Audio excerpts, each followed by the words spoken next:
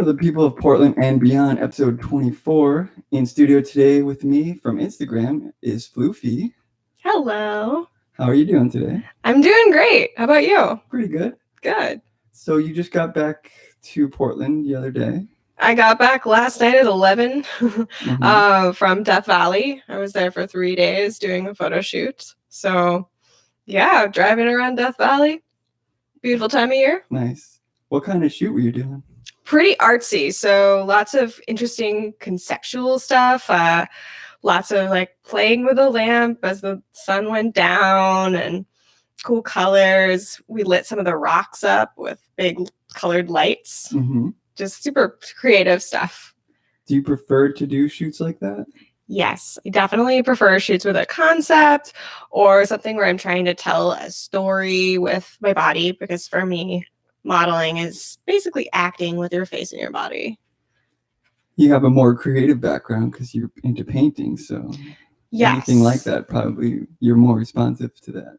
Yeah, it really brings the parts of me out that get into the shoot. So it makes me more able to fully give myself to the shoot when I have something to pull from, to envision, and I have a strong painting background. Who were you shooting with out there? I was shooting with Clint Castor. He goes by Exhibit Photo. Yeah. He is a Portland photographer who's also an event planner, which is why he's called Exhibit Photo. Yeah.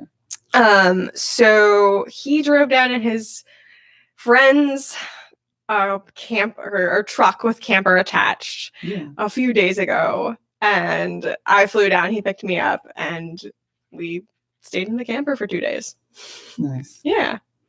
Do you usually, where are your accommodations normally? It runs the gamut. I've stayed in everything from, now a camper for the first time. Yeah. Motel 6 to the Four Seasons. Okay. And a lot of the time I stay with friends when I'm visiting other cities. Yeah. I have tons of friends all over the country, all over the world, really. So that's my favorite thing, is getting to connect with my friends when I'm on the road and stay with them. But occasionally I stay in a hotel or an Airbnb. Sometimes that's fun for a shoot location too. Yeah. Do you have a friend in every single state? No, I haven't even been to every single state yet. Which have you not been to yet? I'm guessing Florida, New Orleans, anything out of the way. No. My mom is from New Orleans. Oh, wow. I love New Orleans. And I've been to Florida several times. I was just in Florida in February. So, I was just there. I've been most of the South I've been to, and the East Coast, but sort of the middle I haven't really been to that much. So I haven't been to Nebraska. I haven't been to the Dakotas, the really middle of the country where there's not too many people. You got to do a cross-country road trip. I did it 5 times. I would love to if I wasn't going to have a baby in 6 months. Yeah, exactly. About that. So you're going to be taking a break from modeling? We'll see how it goes. I'm not necessarily going to I'll take a break after the baby's born, I'm sure. There's not going to be any energy or time. I'm going to be devoting all my time to the child for some period of time. Yeah. But I would like to model up until that point, and hopefully after that as well. I'm cutting back on travel for the 3rd trimester, of course. The 2nd trimester, I'll travel some, but the 3rd, I'm not going to be that comfortable. It's going to be really hot for most of the country. You can do any maternity shoots? So many, I'm sure. Yeah. Have any booked yet? Not specifically, but I was just in North Carolina a couple of weeks ago, and there was one photographer who does a lot of instruction, and he wants to do a maternity workshop up in the Blue Ridge Mountains over in North Carolina. So I'm probably going to fly back for that. Blue Ridge Mountains sounds amazing. Yeah, they're beautiful. You've never been there? It just sounds it's great. yeah, they're really nice. North Carolina is a really pretty state. A lot of people don't realize it. It's not known for its beauty, but you think it's Colorado? Pretty. Yeah. Have you been there? Yes, I've been to Colorado once, only once. I went to Denver, Boulder. That's about it. Okay. And it was good. I would go back, but at the time there just wasn't a ton of work there, so it's on the top of my list. Where did you stay in Boulder? Because that place was expensive. I remember. Where did I stay? Boulder. Did you check out any cool sites there at least? I got to go sort of walk around in the mountains. You know, I don't know if I stayed in Boulder. Okay. I might have driven up to the Vail area that night. Mm-hmm. I'm not sure. This is like at least 5 or 6 years ago, and I'm not sure where I stayed. I remember I was in Denver. Go back and take some pictures. The bluest sky you'll ever see. Yeah, no, it's beautiful. Yeah. And Vail up there was really pretty too. On Model Mayhem, you said that you give discounts to local Portland photographers. I do. So the last shoot in Nevada, would that count? Yeah, well, since that was a multi-day shoot too, I usually give discounts for multi-day things. But also, he was local. He flew me out. I had no expenses, so I definitely gave him like a decent, good rate. Yeah, and I like to give locals a discount because I'm from here. I want to support the local economy. I want to support local artists, and I don't want to charge people more if I don't have to have lodging and transportation covered. Like I'm not paying extra, so that's cool. Yeah. I had something. Sorry. Sorry. Model Mayhem. What are some of your favorite shoots that you've done through there? Oh my gosh. So I've been modeling for 14 years. Yeah, that's a lot. And it's a lot. Some memorable shoots that I've done. Most of my shoots for the past, I would say 4 or 5 years have been repeat shoots or, repeat clients, or word of mouth. But before that, I did tons and tons, hundreds of shoots. From contacts on Model Mayhem. And I went to Europe because of Model Mayhem. I went to Turks and Caicos. Palm Springs? Yeah. Yes. That was my concept.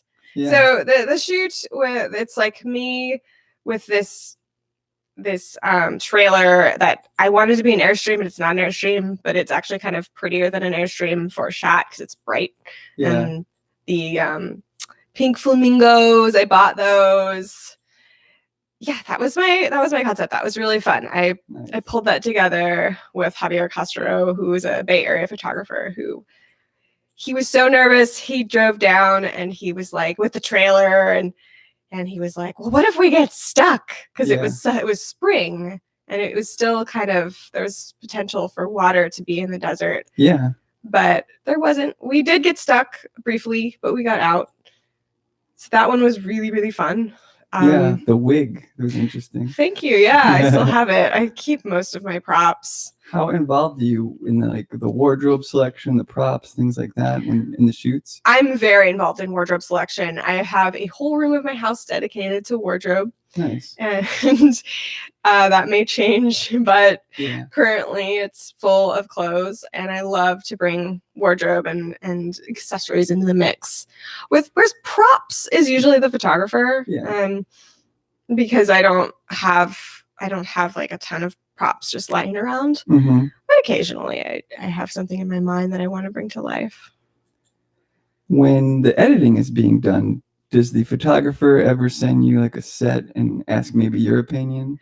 A lot. Really? Yeah, they do. And they don't like it when I tell them my honest opinion sometimes. Occasionally things are over edited, my face doesn't look like my face, and that can cause some. So if they're too much airbrushing, you are opposed to that usually? I'm okay if they can do whatever they want to my pores. I don't really care. I mean, it doesn't always accurately show, and that's okay. It's when they actually mess with my facial features that bothers me. So they'll use a program like Portrait Pro. Okay. Have you heard of that program? No. So it's sort of, I think it's a Photoshop extension. I'm not really sure, but it can actually move your features around and like change the size of them. Really? So yeah, so you can get like bigger eyes or a smaller mouth or further apart eyes, and that just changes the way a person's face looks. Face swap on Instagram. Yeah, I mean, and when people send me pictures that they've done something like that too, I can't use them because it no longer looks like me. Mm-hmm. Do you think that being able to be comfortable naked is a skill?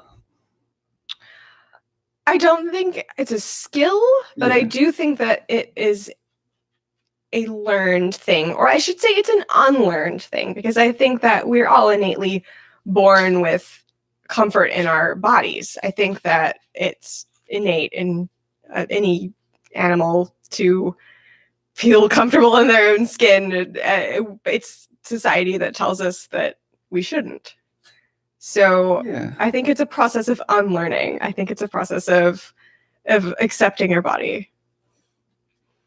At what point, though, did you decide, like, it's not even a big deal for me? Like, I can do this. It's not even an issue. So I modeled for 2 years before I ever shot nude, before I posed nude.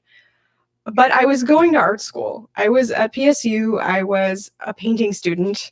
And I've always been into art. Mm-hmm. My parents were hippies. Yeah. My mom is a nudist. Yeah. So I was taught from a very early age not to be afraid of my body and, to love my body. And so that transition wasn't hard for me.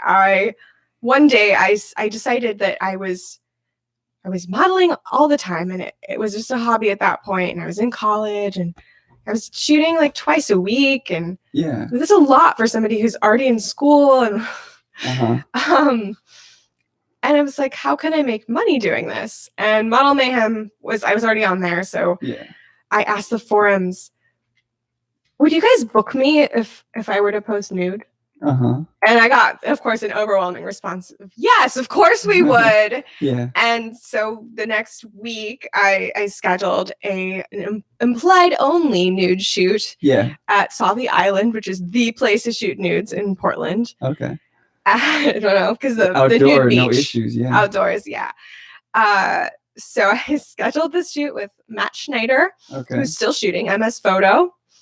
And he made me feel really comfortable. And I loved the photos, and everyone loved the photos. And I, at that point, hadn't exposed anything that was like that I couldn't go back and be like, well, it's just implied, all celebrities have done it too. But I said, you know what? I'm totally cool with this.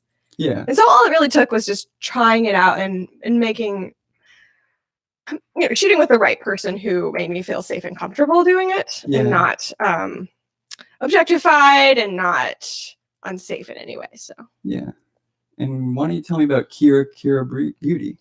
Oh, so Kira Beauty is my makeup artistry brand. And I started doing makeup probably 6 or 7 years ago, a little more professionally. I have been doing my own makeup for years. And I've watched lots of wonderful, wonderful makeup artists do my makeup and learned lots of skills from them. So I started doing it on my own. And for a while I was working with photographer Tony M on a project called Pop Art Pinup, which was a pinup portrait studio. So we did a bunch of pinup shoots. So I learned how to do pinup makeup and hair. And now I do all sorts of things. I do fashion shoots. I do weddings. So that's sort of a side business for me. So where did you get the idea to do that? To do makeup? I think just because I was doing it all the time to myself anyways, on myself. And I really enjoyed it. And it's sort of an extension of painting. So since I have a background in art, color theory, all of that, it's all applicable to makeup artistry as well. So it was just a natural transition. A lot of my friends were getting into photography. A lot of my model friends, they call that modelographer. But I wasn't really interested in doing that. So I was like, hey, I'm just going to do makeup. And that'll be my other little thing that I do. Nice. Yeah. Do you ever watch sports in Portland? I do occasionally watch the Trailblazers. They are awesome. They're having a really good season, although one of them just broke his leg in 2 places, so that's not great. Yeah, that's terrible. Who was that? I think it's a Turkish player. I cannot remember his name. Okay. He's the guy that he's like been exiled from Turkey. The Turkish leader, wants him dead. Holy crap. He's not allowed to travel outside of the country right now, the US. Wow. He tried to go to Canada, to Toronto, because they were playing the Raptors. Yeah. And they Are you serious? You couldn't play a game because of that? Yeah, he can't go. He can't leave the US right now. That's crazy. Yeah. Yeah, somebody will know his name. I'm sure people are like out there like, I know that guy. Well, it's this guy, duh. But yeah. I can't remember anyone's names ever, so. Also, you're married. How long have you been married? I've been married for 2.5 years to a wonderful man named John Worsley. Nice. When did you meet him?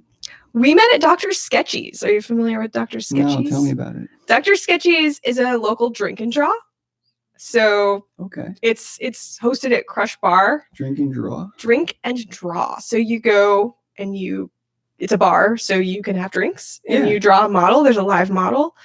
So they're usually costumed. There's a theme every month. It's once a month on the last Sunday of every month. Yeah. At Crush Bar. It's a little Dr. Sketchy's ad for you. My friends run it, so it's pretty cool. But yeah, so I met John because I was the first model to come back and draw.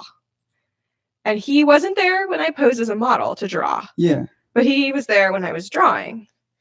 Nice. And he thought that was pretty cool that I came back to draw because I do both. And he's also an artist. So you're attracted to artists? I would say so, yeah. I'm definitely attracted to other creative people. Yeah. I don't know if I could date someone who wasn't creative in some way. I hear you on that because they don't really understand where you're coming from, I think. Yeah, it's... different goals and stuff. Different goals. Maybe they want to get married and have a kid immediately. You want to do some artsy things first. Yeah. And just the open-mindedness that comes from being a creative individual growing up too. Speaking of which, though, you just got some big news yesterday about the baby. It's a girl. Yeah. Which I'm stoked on. That's sort of what I envisioned for myself. Mm-hmm. And I feel really guilty about that, actually. Really? I feel guilty about having a preference at all. I feel guilty about expressing gender at all. Like in this current, like, I mean, I grew up in Portland. Like I'm very liberal, and a lot of my friends are not cisgendered, and saying, "Oh yeah, my child is a girl," as a, like a binary gender. It's a little. I feel a little guilty. But did you ever think, oh, I don't want to know what it is beforehand? No, I always wanted to know. I am the world's biggest planner. I'm super type A. Yeah. So for me to know the sex of the baby was important to determining the baby's name, and sort of just, it's not even about it's not like we're going to do pink. I don't believe in that. And I'm still going to paint the exact same things in my child's room that I was if it was a boy. Like that doesn't matter. Blue or pink. Yeah, the room's already blue. It's going to stay blue. Okay. I want to paint Studio Ghibli stuff. So Totoro, and I don't know if you know. I do know. I just saw a tattoo of with a cat in that. Gigi? Yeah, Gigi. Yeah. So I'll probably do some Totoro, Gigi, maybe Kiki, maybe... I'm not sure. Maybe there's sprites. Nice. But that's like gender neutral completely. However, it's more about my brain. It's like, well, how am I going to imagine this child, and how am I going to see her future? And if it was, that to me, that was why I wanted to know, just so I can. Any career she would want to do, you'd be like, okay, sounds good. Nice. Yeah, and hey, and if she becomes 10 and is like, listen, I feel like a boy, that's cool too. I don't care. Or non-binary, great. Yeah. But yeah, it was just important for me to know what the chromosomes said. Yeah. Do you think that you'll enroll her in sports and stuff, or any kind of activities when she's growing up to get her involved? I was never into sports. Yeah. My brother was into sports a little. Gymnastics. I did gymnastics. I was an active child, and I just wasn't into team sports. I've never been into team sports. I don't really like competition. Yeah. But gymnastics were fun. Swimming was fun. I think, whatever they're into, I wanted them to learn to swim at least. I want them to hopefully get the chance to explore art and music and drama if they want to, and whatever they seem interested in. I'll try to give them options and expose them to different things and see what they like. Yeah. Recently, you did a shoot in North Carolina, as you mentioned, as well as California. Now, which was more enjoyable? I would imagine California because it's warmer. Let's see. So, that's right. Well, California. When was I in California? Which California shoot are we talking about? Talking about the Furnace Creek? Was that what it's called? Oh, you mean when I was in Death Valley? Okay, Death Valley. That must have been super hot. It is in California. Was it hot or cold? It was warm. It was very nice. Okay. North Carolina was sort of, the weather changed halfway through my trip. It was really, really funky when I got there, rainy and cool, and then it got nice and sunny for the time that I was in Raleigh and Durham. Yeah. I would say Death Valley was super fun, but all of my shoots in North Carolina were really fun too. I don't know. It depends on who I'm shooting with and what their concept is more than the. Do you ever turn down a concept? Pretty much no, unless it makes me uncomfortable or if it's too sexual, upset. Maybe? Usually the concept doesn't make me feel uncomfortable unless it's beyond my limits, or if it's cultural appropriation or something like that. I have had to say I don't want to wear that headdress. That makes me feel bad. I can't do that. Mm-hmm.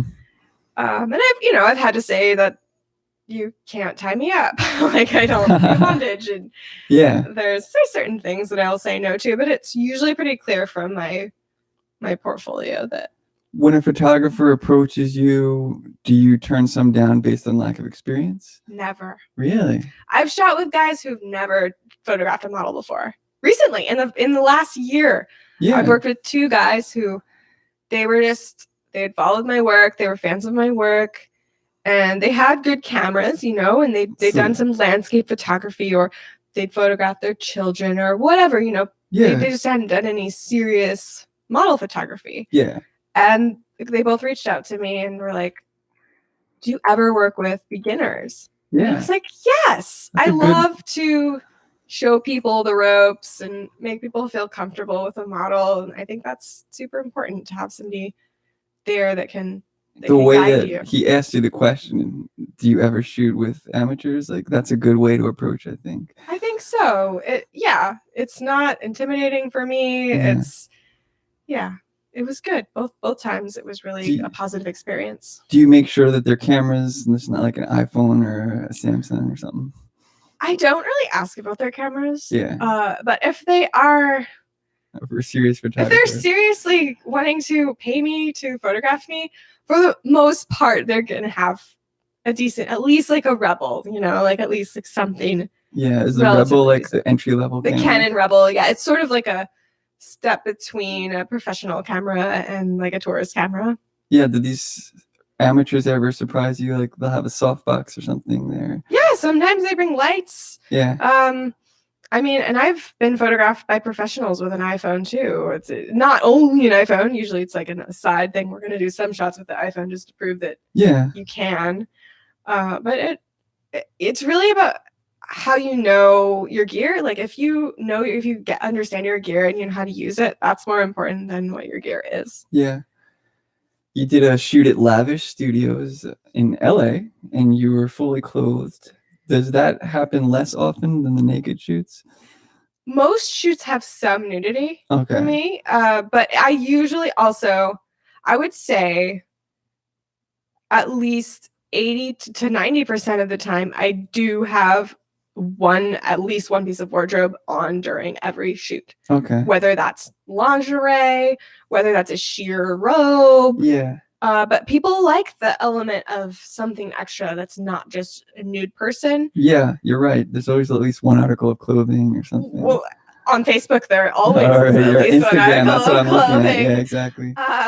But you Do know, you do there's specifically for Instagram or Facebook like something with clothing on sometimes? sometimes Yeah. photographers will specifically ask me, well, can we do some clothes or some implied and make sure Yeah. that we get something that's Instagram or Facebook friendly? Yeah. That's becoming more and more common because as sadly Model Mayhem is going away, I think eventually it's dying. I did see that they started charging subscription just to message people, right? They did. That And sucks. it does. They're just not getting as much traffic as they used to. And yeah, that's like if Facebook is just going to be like, okay, now you got a message, and it's not going to work, you know? No, and the problem with Facebook and Instagram as platforms for models is that there's no vetting process. So at least with Model Mayhem, the photographers have to go through an initial screening to say, okay, I have pictures that show that I'm a photographer. I have photographed models before. Yeah. And it doesn't always weed out the creeps, but it does a better job than Facebook and Instagram do. And so there's not that, and there's not the aspect of the community that's specifically model photographer community. It's everyone's on there. So, you know, I could get a message from a guy and all he says is hello, and I don't know if he's a photographer trying to book me or just a dude hitting on me. Yeah. And it's really annoying. I know that must be really hard for you. It's so annoying. How do you weed them out? Like, I simply ask, hey, are you a photographer? Are you looking to book me? Yeah. And if they're just like, no, I just want to talk to you, then I just ignore them and move on. People seem to think with me and I don't know, busy people, they're like, you have time to just chat for hours? Like, no, I have so much going on right now. I don't have time. I can maybe get to my messages once, 2-3 times a day. Yeah. There's so much going on. Yeah. People will try to like just chat me up, and I mean, I'm not opposed to making friends, but I don't have time to talk to every person who wants to talk to me on the internet. Exactly. I have lots of friends in town, and I don't even have time to see all of them. So yeah. I saw on your Facebook you're a fan of Portlandia, which is pretty cool. Since most of the people that come in are like against it. So I have complicated feelings about Portlandia, like every Portlander. It's probably because of the stereotypes.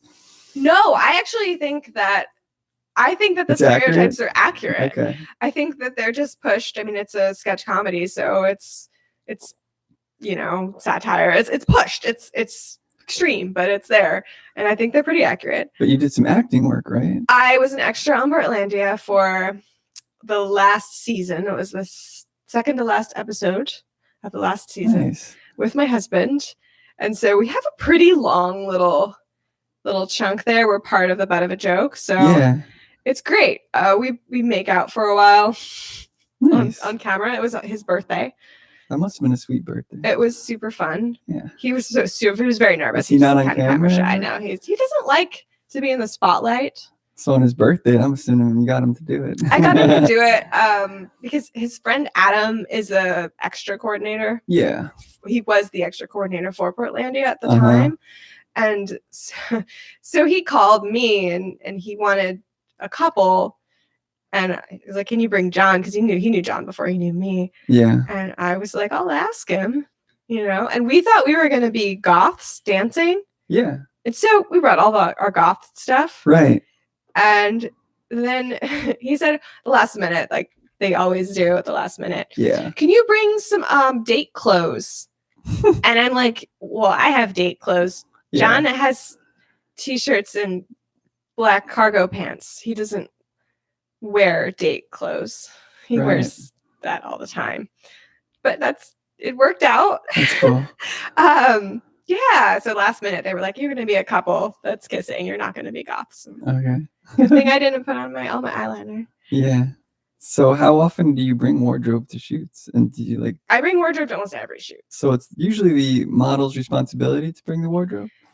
Yes, unless you're in the commercial realm. So for my sort of alternative art modeling, it's usually the model's So that's responsibility. interesting because you'd think you could start modeling without a lot of overhead, but there is some cost involved. There is. I mean, some models choose to be a nude model only, and they say, I don't have wardrobe, don't ask me for a wardrobe. Yeah. But I really like to be more versatile, and I think that that's important. And so, and I also really like clothes, so I love collecting wardrobe and bringing wardrobe and styling it. You ever think about designing clothes? I used to think about it, but I don't think it's probably my forte. I really wanted to be an animator when I was growing up. Really? Yes. What got you into that? Well, I've always drawn since I was very little, and I loved animation. I was obsessed with Disney, and then I was obsessed with anime when I was a little older, and comics have always appealed to me, the graphic novel, like the whole, I love that style. Yeah. And I saw that as my career for a long time. And so I went through school expecting to go to school for animation. And I went up to the Emily Carr Institute in Vancouver, BC for a tour. And I thought I was going to go there. And then I wasn't ready to leave Portland. I graduated young. I was 17. I was shy. Yeah. I wasn't ready to move to Canada, and also to stake my chances on getting, excuse me, no problem. Getting like at Emily Carr, you have to get reaccepted. Yeah. After your first 2 years. So you complete 2 years of basic art training. Yeah. And then you apply again for your program of choice. Yeah. So I would have had to like potentially not get that. And then who knows if my credits would transfer. It just all made me very nervous. So I went to PSU and I got a painting degree instead. But I'd always loved animation, and I still love it, but it's very male dominated. You sit at a computer all day, and I don't want to sit at a computer all day, and I don't want to deal with. I think a lot of people that model don't feel that way, you know. Yeah. Even in anywhere, like anything where you're being photographed or filmed, that's just a factor, I think. The movement? You can be anywhere. Yeah. You can be anywhere, and you don't have to be still. Yeah. Yeah, I like to move. Like, I like to be active. I've always enjoyed being active, dancing and doing yoga and gymnastics when I was a kid. I don't want to sit in a desk. It's not good for you anyways. It's not good for you. I watched my husband do it for years, and it really screws up your body. It does. Yeah. You're not supposed to be sitting all the time. No. Not even for more than an hour is what I read. Yeah. Well, now that I'm pregnant, they're like, make sure you stand up every single hour and like walk around and stretch. Did you ever wonder why they haven't redesigned chairs? Because they're not really working for our bodies at all. It's true. Standing desks are really popular these days. I have a standing desk, though I don't ever crank it up. John does too. My husband does too. He does. Best interests. Yeah. It's like, oh, it's too much work to. Yeah, I gotta exercise. All the wires are gonna get caught, you know. That's like my VR headset. Like I have to hook it up because I don't want the wires everywhere and stuff. Yeah. But I heard your husband's designing a VR game.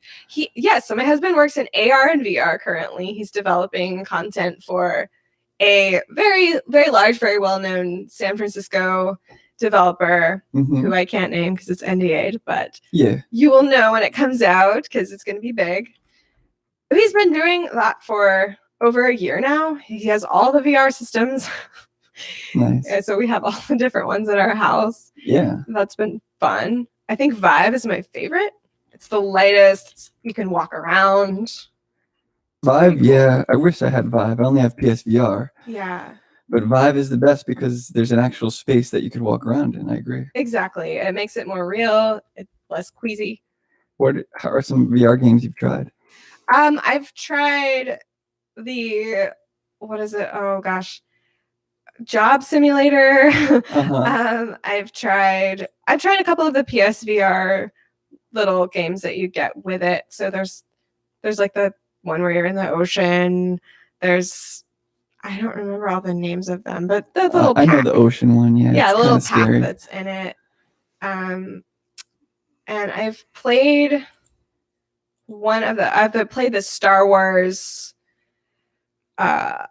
demo for I don't know what it's called, but I've played that one. Yeah, with the droids and stuff. What's your favorite?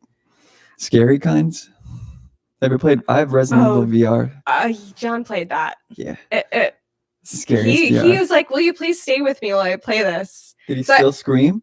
No, he didn't scream, but he was nervous. He was kind of going. I was alone. I screamed out loud the first time. Oh no! Yeah, it's so intense. I mean, I like scary video games. I played all the Silent Hill games, and they're one of my favorite series. Really? Yeah. Then you must have a really good brain because those things are hard to figure out. Honestly, they're tough. They're really fun.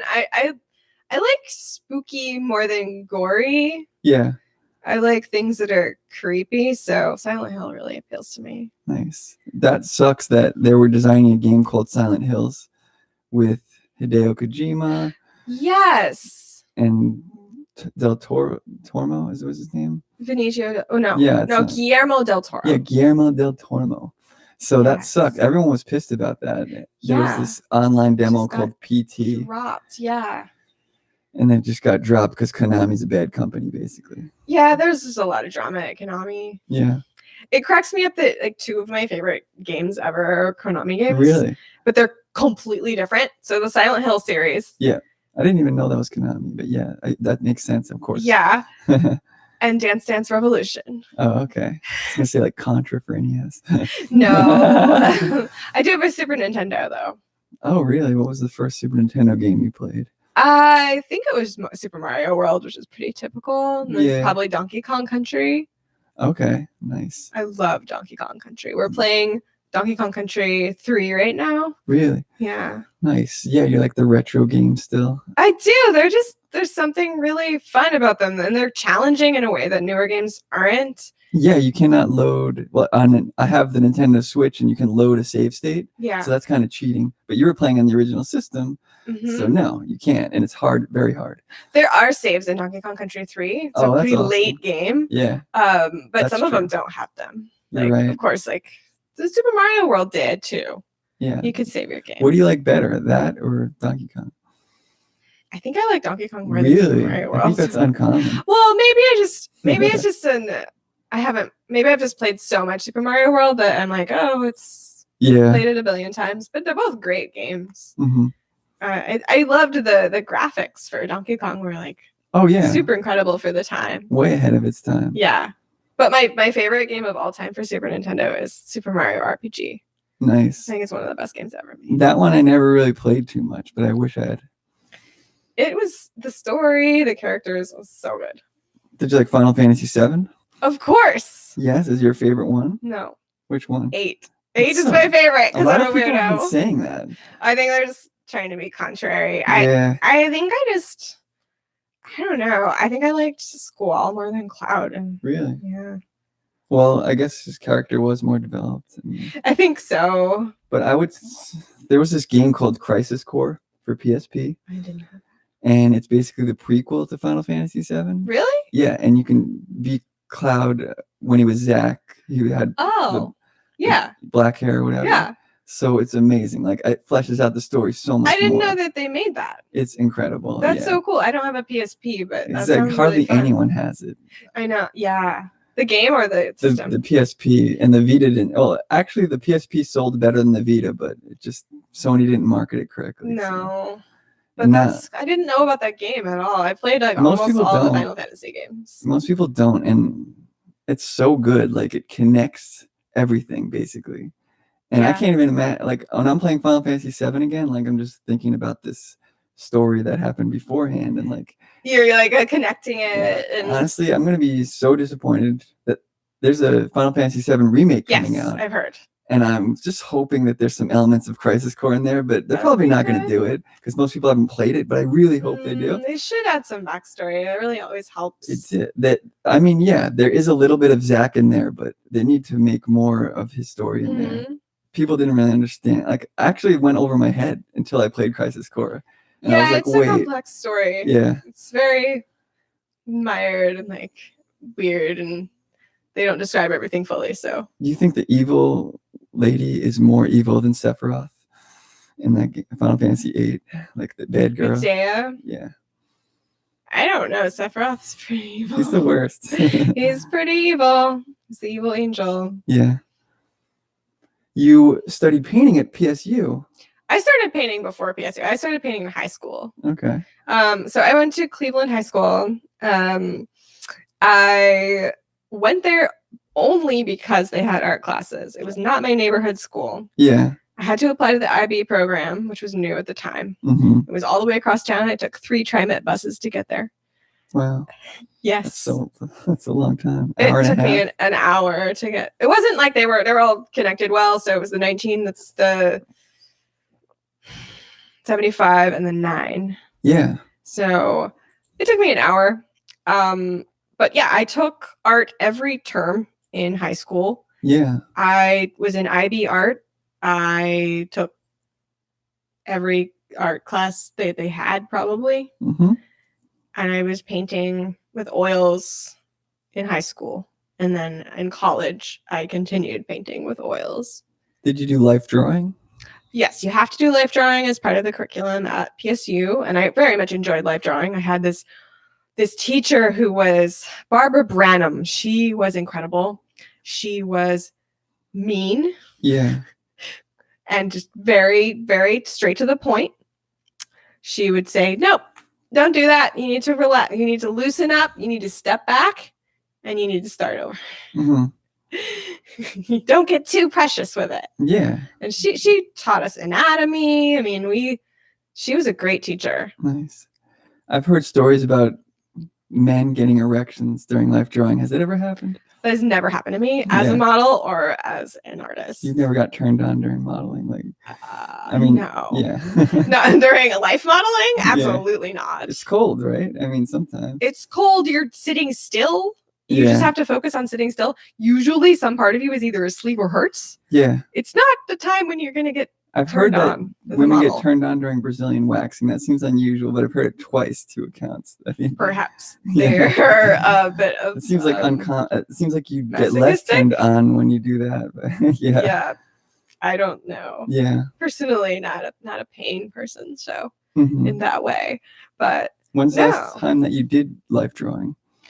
For posing or drawing? Drawing. Last time I did life drawing was at Dr. Sketchy's, probably 4 months ago. So it's been a while. Okay. Dr. Sketchy's, what's that about?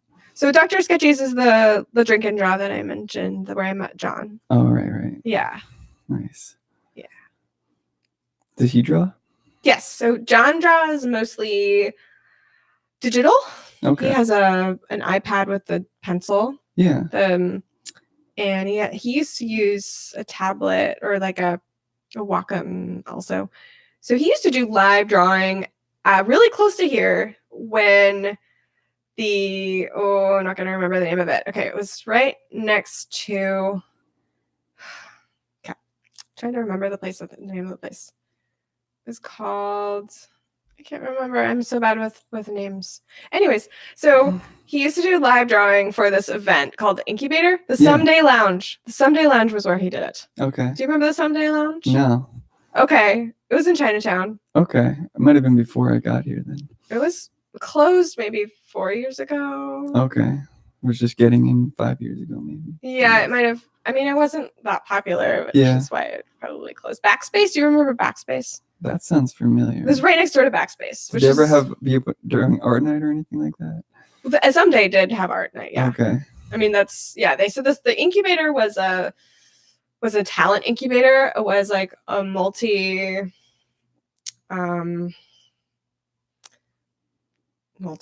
was an event with all sorts of different performances. Yeah.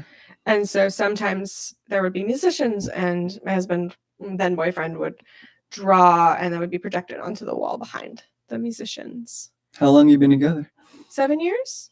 Nice. 7.5. Yeah. And when did you get married? 2.5 years ago. Okay. Yeah. So about after 5 years, we were ready. Cool. Yeah. And when did you decide you want to have kids?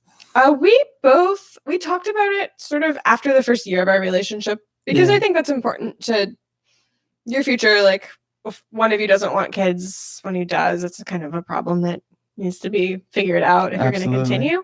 So, we talked about it early on and we both said, yeah, we do. There was no question in either of our minds that we wanted to raise children. Yeah. I've always wanted to raise a child. I used to want to adopt. I didn't want to have my own child, but the idea grew on me. So, are you going to go natural? I hope so. Yeah. I mean, if I'm screaming, I'll get an epidural, but but I'm gonna try. I'm with Kaiser, so yeah, me too. Cool. Yeah, they're big, they assign you a team of people, so there's a midwife. Oh, that's awesome. Yeah, and the team, it just depends on who's on duty at the time. Yeah. So they're gonna be well rested. They're not gonna have an appointment to go to. They're gonna be there for you. So it'll be a midwife, 2 nurses, and a doctor. That's awesome. And then the doctor will only deliver if there's a complication. Otherwise, the midwife will deliver. They have warm pools. Sounds pretty great. Yeah. I get to go tour it next month. Nice. Yeah, I was just thinking, someone told me that sometimes they don't. I forgot what I was going to say. Sorry. I thought I would remember it by the end of the sentence, but I totally did not. Something about birth. Going back to life drawing, did you first do that before you started modeling? Yes, I started doing life drawing. Like you posed, and that. Oh, to pose. Did that kind of give you the idea to go into modeling? Absolutely no. Okay. I started modeling for photographers before I ever modeled for artists. I did not model for drawing and painting until 4 years into modeling. Okay. I had a photographer / painter who decided he would also like me to pose for life modeling for his friend. Yeah. And I said, okay, I'll try it. And it's so different. It's like the opposite of modeling for photography because it's so slow. Yeah. It's holding versus moving. So at first I didn't really like it. But then I got a little bit older and I had a little bit less drama in my life. So I had less to freak out about while I was sitting there still. My mind became more still. And so it's a lot easier now. Nice. Have you been in anything else besides Portlandia? Yes. So my favorite thing that I've ever been in was a short film by a local company. And I am, of course, I'm spacing on the name because, of course, Matt Schulte was the director. Yeah. Lower Boom is the name of the company. The production was called Joan, and it was a retelling of the late silent film Joan of Arc. Okay. And instead of being literal Joan of Arc, it was a retelling of the story wherein I was a transgendered individual. Wow. And they were trying to convert me. So I was at a conversion clinic. It was brilliant. Yeah. The music was wonderful. And it was so much fun to do. We did it in a day. It got accepted at Cannes. So you enjoyed the indie shoot more than the Hollywood type? I like it all, to be honest. The Portlandia set was super chill. And I mean, they both were super chill. I was on the Grimm set too. I was next for Grimm, but they didn't put me on air. But they were great. Those people were really nice. Nice. Yeah. And I've done like a couple of commercials. I did an Oregon Lottery commercial recently. It was okay. It was a little boring. Yeah. I didn't have to do much. Do you think some models are selling themselves short by like not doing smaller projects? You seem pretty open to it. I think that the more variety you can get, the better. It'll keep you on your toes. It'll keep you interested. You can easily get bored in this industry if you decide to narrow your spectrum of things that you do to just like one or two things. Yeah. Because then you just get burnt out. I mean, it's just the same thing over and over again. So. Yeah. You plan on doing any more work with Pure Rebel? You did a nice set with on that Nikon D810 3 years ago. Wow, that's very specific. Yeah. I'm not sure. Yes, I will be working with Christy in a week. Okay. We will be doing a really fun group event at a studio north of LA called Weese's Pieces. It's an outdoor studio and it's got big cyc walls and water. So I will be posing with Christy and my very, very good friend, Saint Marique. Okay. Sweet. Yes. Did you ever have a posing session with your cat, Mufasa? Mufasa and I have posed together a million times because anytime I pose at my house, he likes to get in the frame. Yeah. He likes to sit on me. He likes to be pet. And sometimes he even poses. Nice. There is a picture of us where we are both looking at the light. Yeah. It's excellent. It was taken by Mike Larimore probably 8 years ago. Did you wear a white dress to compliment the white cat? I have done that. I've done that. I did that with a different photographer who goes by All Her Own on Instagram. Yeah. And that was really fun. That was at my old house. And they both were at my old house. The one where we're both looking at the light was like a mod themed shoot. So I was wearing a pink and orange striped dress with a big beehive. Nice. What was your most fun shoot last year? Last year, I had a lot of really great shoots last year. But, you know, I think being in Singapore, that's awesome, probably takes the cake. Yeah. Yes. What month was that?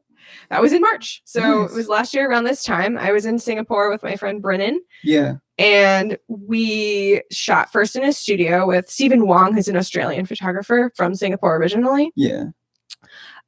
We shot some beauty in the studio. We shot some really fun creative concepts in the studio. Like I was Catwoman and she was, who was she? She was Wonder Woman. Yeah. And then we went outside. We went to the Orchid Garden and got the National Orchid Garden, which is like one of the most stunning places I've ever been in my life. Nice. Orchids just everywhere. That is so awesome. We posed in these beautiful silk dresses and wandered around in that big sky garden thing. And yeah.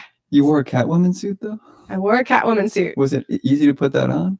Yeah, so I just wore I think it was from Forever 21. It wasn't latex, but I've done a lot of latex shooting and it is hard to put on. All right. I've worn like full latex bodysuits. If you got to put like oil on your body to get on, like how the hell? Yeah, you put it's actually silicone oil. Okay. So yeah, that makes sense. Yeah, so you can get it at medical supply stores and things like that. Would suck like if you're going to take it off and like the oil is less oily and you're like, oh yeah, no, taking it off, well, you get sweaty too. Yeah, so taking it off is like actually way easier than putting it on. Can't wait to take it off because you got all this oil in there. Like I want to get my skin back to regular. Yeah, it feels like taking off a sauna. So yeah, that's true. You probably lose weight in the suit. Probably. Yeah. What's your favorite place to eat in Portland? Oh my gosh, there's so many great restaurants. Near me, yeah, I am a huge fan of the Observatory. Mm-hmm. Have you been there? I don't think so. The Observatory, I would describe as a Pacific Northwest / New American cuisine. It's like it's a bar too. They have really, really great drinks. Yeah, they have this trout, this Idaho trout that's like always incredible. They have mussels. I love that place, and I also love Miyamoto's Sushi, which is right around the corner.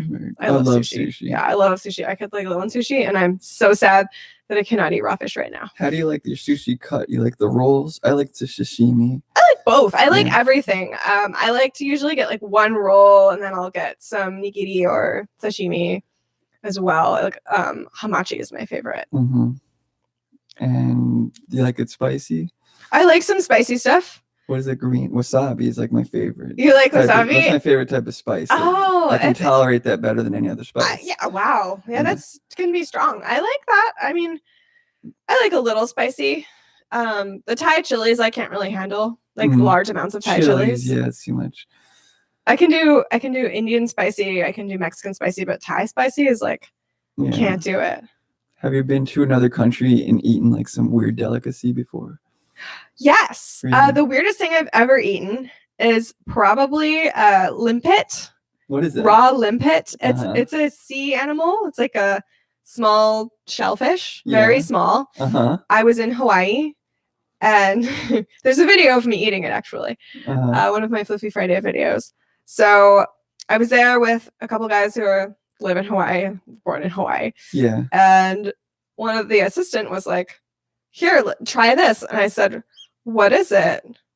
And he said the Hawaiian name for it, which I cannot remember now. It's long. And I was like, okay. And he cut it from its little like life support, whatever I don't know what it's called, but the thing that he killed it. And I ate it and it tasted like the ocean. It was fine. It wasn't like super flavorful. It was very chewy though. So do you like clams? I never liked that because it tasted like the ocean, basically. I like clam chowder a bit and clam strips, but I'm not a big fan of clams. Mm-hmm. I like mussels in broth, but most of the fish, my favorite fish is probably, cooked fish is probably salmon. Mm-hmm. I love salmon. Yeah. You had music on during the background of one of your shoots. So do you ever pick the music? Does the photographer? It's about 50-50. Okay. So oftentimes I'll go into a shoot and the photographer will be like, what do you want to listen to? And I have Apple Music, so I just pick an Apple Music station that I like and put it on. But sometimes they choose, and sometimes that's cool, and sometimes it's not my favorite, but I'll tell them if it's really bad. What is some music you like to listen to? My musical taste runs the gamut. My favorite artist of all time is probably David Bowie.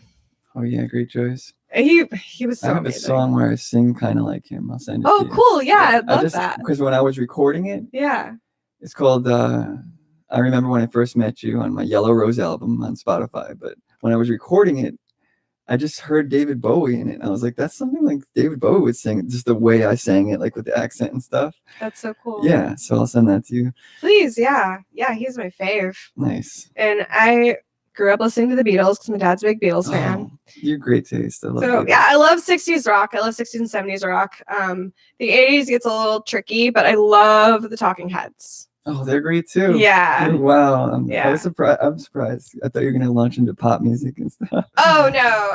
The only time I listen to pop music is when I'm doing Zumba. Okay. And so the only reason I'll know a certain songs, like, I don't know, Uptown Funk or something, is because of Zumba. So it's weird because I'll know what it is, but I don't ever listen to it on the radio. Yeah. I listen to 94.7 on the radio. I'm so happy that station is still around. Like Portland still has an alternative station. Yeah. And I don't love everything on there because some of it is, I don't know. Alternative music's getting really electronic these days, and I miss guitars. I hear you on that. That's what I don't like that much about dubstep. I'm like, oh man, yeah, all electric. I like EDM dubstep doesn't really appeal to me. I love like dark wave, new wave, some industrial. Yeah. But I have no interest in most dance music. Yeah, me neither. Never was attracted to it. Yeah. So have people ever asked if you want to go to the club and you're just like, it's not my thing? Well, people used to assume when I was in my 20s, when I was a model and touring, they would be like, oh, did you go out last night? Like, well, no, I'm shooting with you at 7 a.m. And I never was really into going clubbing at all. Yeah. The only clubs I'll go to are goth clubs. And even then, like, I hate staying up late. So I have to be in a really particular mood to want to go dancing at a goth club. And I love dancing, but I usually just Zumba instead. You more into sometimes the staying in, doing art, like. Yeah, I could be a homebody a lot of the time. Yeah. Like, I'll stay in and do art. I'll stay in and play video games. What are you playing now? We're playing Yakuza. Awesome. Have you played Yakuza? Here's the thing with Yakuza. I never played it, but I recently heard a story that they're making a spin-off Yakuza game, and the guy got busted for cocaine in Japan. The guy? One of the voice actors got, and I guess it's modeled after his face. Yeah. Oh no. So they ended up pulling it from shelves in Japan or something like that. Wow, that's so dramatic. And like there's like a hiatus or something. But anyway, as soon as I found that out, I went on to Amazon and I pre-ordered it. Nice. Yeah, because I was like, this is bull. Is it Yakuza Kiwami 3 or something? No, it's a new Yakuza 7, maybe? I don't know. It's a total spin-off. It's a spin-off. Okay. Yeah. So interesting. Yeah, we played Yakuza 0 for last, like, over the holidays. I heard that was good. It's incredible. Really? I was so surprised. It was recommended to me because I'm really into the Persona series. Yeah. Have you played that? I have Persona 4, but oh my god, that's like the best game I couldn't ever. understand it. No, it's so good. You have a really good brain and I don't, or something, because like I tried it and I just couldn't understand. It's pretty slow. Maybe it's because I picked it up and then I put it down and then I like forgot something. It's really slow and long and like complicated. I was getting into it, but then the fighting, I didn't understand how to fight and I just got killed. And the fighting is weird. So if I could learn maybe a tutorial on what I'm doing, but I think I might have been at a part in the game where I ran out of stuff. And I'm like, well, what do I do now? I'm like, I'm stuck. Yeah, it can be like that. Yeah. But so that's like one of my favorite. Persona 4 is one of the best games ever. That's awesome. We played Persona 4, then 5, then 3. But then my friend said, you need to play the Yakuza series if you like Persona. And I was like, that seems really unrelated. Right. Are you sure? And he was like, yes, just try it. And he was totally right, because the cool thing about the Yakuza series is all the side quests are super weird and funny. Yeah. Like there's a lot of comedy. So you'll be, I heard that. Yeah, you'll be a Yakuza, but you'll be like trying to break up a panty selling ring or something, like, or you'll be helping on the set of a Michael Jackson music video, or so it could be as funny as the South Park game, which I heard is super funny. Well, I played the first one, not the second one. I've never played the South Park games. I cannot do South Park. It's not your animation style. No, I can't. That's what I can't get past. I'm like, it's intentionally shitty, like intentionally bad animation, and I understand that, and I know it's a concept, and it's like what they wanted. It's their vision. Turnaround time, I think that they do that with. Yeah, I mean, I think they intended for it to be like not. Just want current events to be done quickly. So it doesn't matter what it looks like, but I just couldn't watch it. It was really popular in high school, and I couldn't watch it. I think you should check out the video game at least, though, because you're into RPGs and you're into funny video games. So I think you actually really like that game. All right. Yeah. Is it for PlayStation? It's for PlayStation 4. Yeah, of course we have that. The newest one's called The Fractured Butthole. Oh my gosh, of course it is. Yeah, exactly.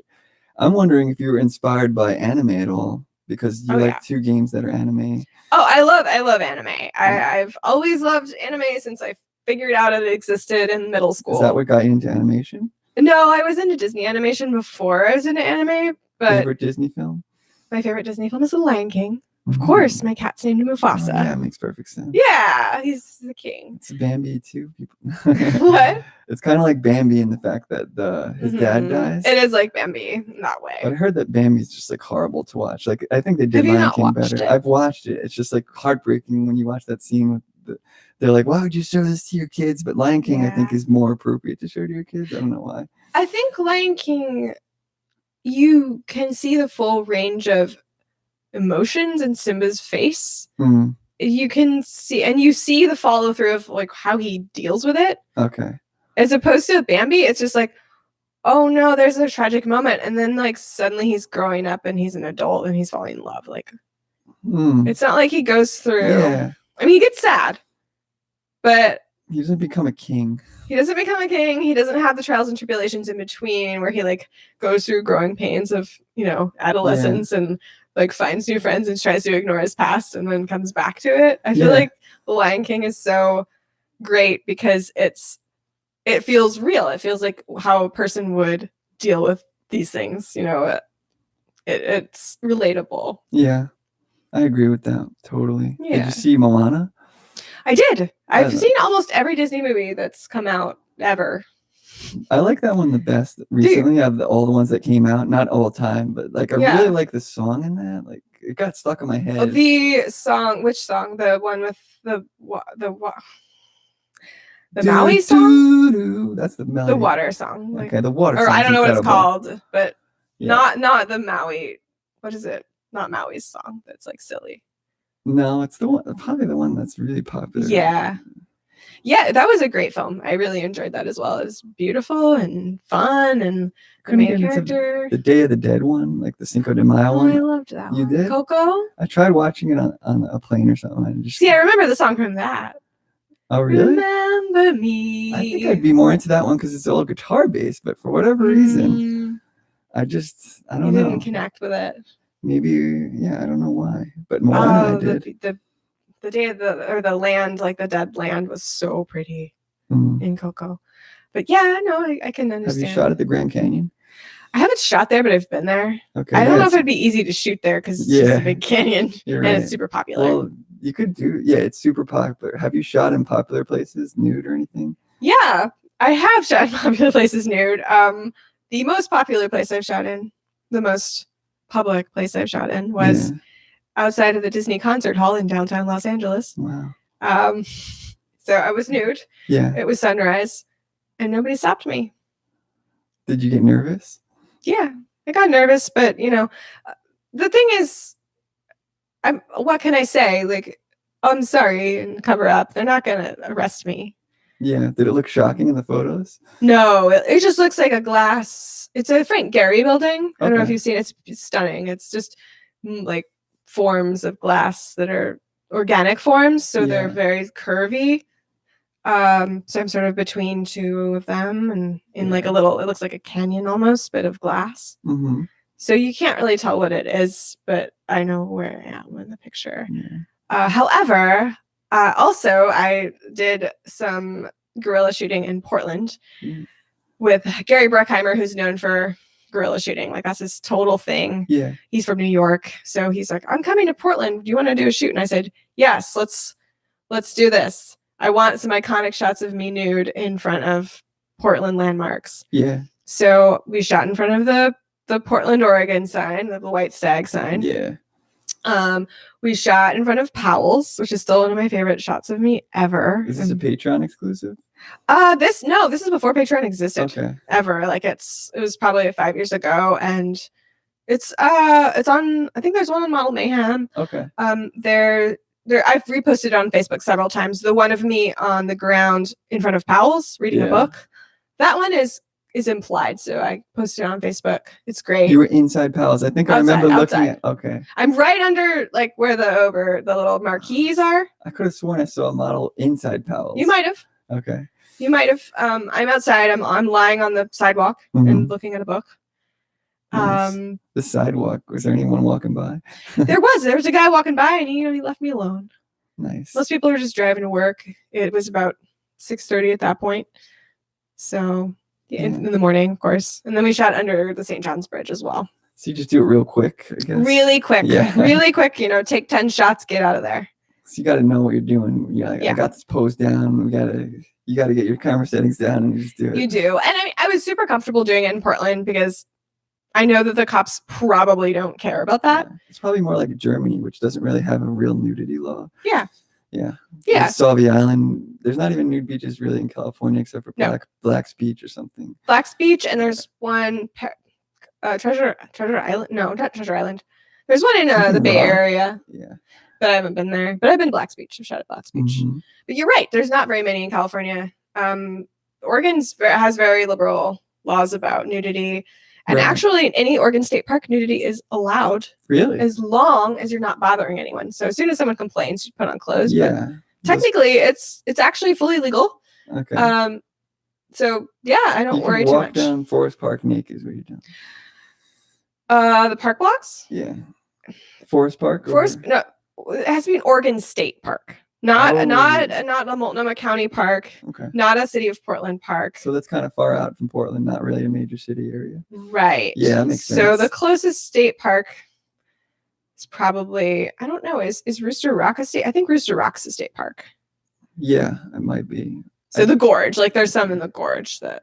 I think I remember on Instagram I was going through some hashtags and there was like a naked day and people were out hiking naked. So yeah. Yeah, it makes sense. And there's the World Naked Bike Ride, of course. Would you do that? I'm not a nudist. Yeah. I like to be nude for like that purpose, the one purpose, but I like wearing clothes like I find them comfortable and like I feel protected by them. And but that would be a good shot for modeling though. Oh yeah, I'm totally hike nude for modeling. Maybe you don't have to do the ride. I would totally hike nude for modeling. But it's just like I don't Would you do the bike ride? I don't want to get sunburned either. If one of the photographers on Model Mayhem approached you and said, I want to do a shoot with you at the bike ride, would you do it? Yeah, but I don't have a bike though. Yeah. But yeah, sure. If they provided me with a bicycle. Yeah, not riding one of those Nike bikes. Right. I'll take a Lime scooter. Yeah, let's do that. Well, thank you so much for coming in. Thank you so much for having me. I'm honored. It was a pleasure. Thank you. And maybe we'll check in with you later on. Good. Sounds Yeah, good. take care. Yeah, you too.